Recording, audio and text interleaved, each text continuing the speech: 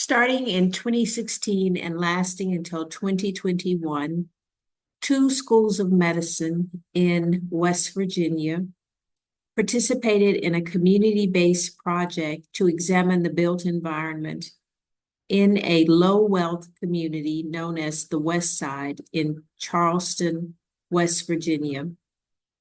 This is a reflection from a third-year medical student, white male, who participated in that project. He took part in the tour of the community where the medical students went into the community on foot, and they were led by community leaders as they were told about the history of the community and viewed the infrastructure, housing, sidewalks, power grid, and experienced firsthand stories about businesses, food access, and the proliferation of drugs in that community. This is that student's reflection. Growing up in a middle-class neighborhood on the outskirts of Parkersburg, West Virginia, sheltered me from my life's difficulties. As a child, I never worried about access to utilities because my power grid and parents' finances were always stable. If I wanted to play, I just stepped outside and joined my friends in the creeks and meadows that ran adjacent to our homes. When we ran low on food, my family could drive to the store and purchase more. Drugs and crime were never prevalent, so I rarely thought of them.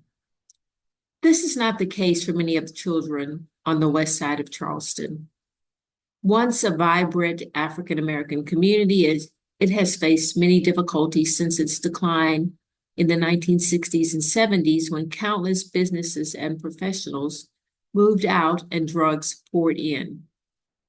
Since that time, abandoned properties have littered the streets and served as hubs for drug activity. Up until the installation of an electrical substation in 2007, power could not be guaranteed. Even a gentle storm would consistently turn off the lights for several blocks. Another vital service, public transportation, does not extend to all parts of the neighborhood, leaving some to experience a half-hour walk in order to reach a bus stop.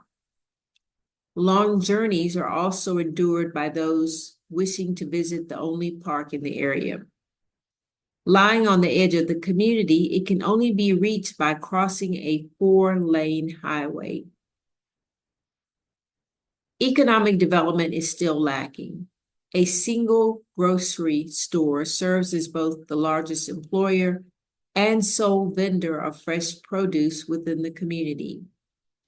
There are no local movie theaters, fitness centers, or bowling alleys, leaving few sources of entertainment and leisure for the residents to enjoy.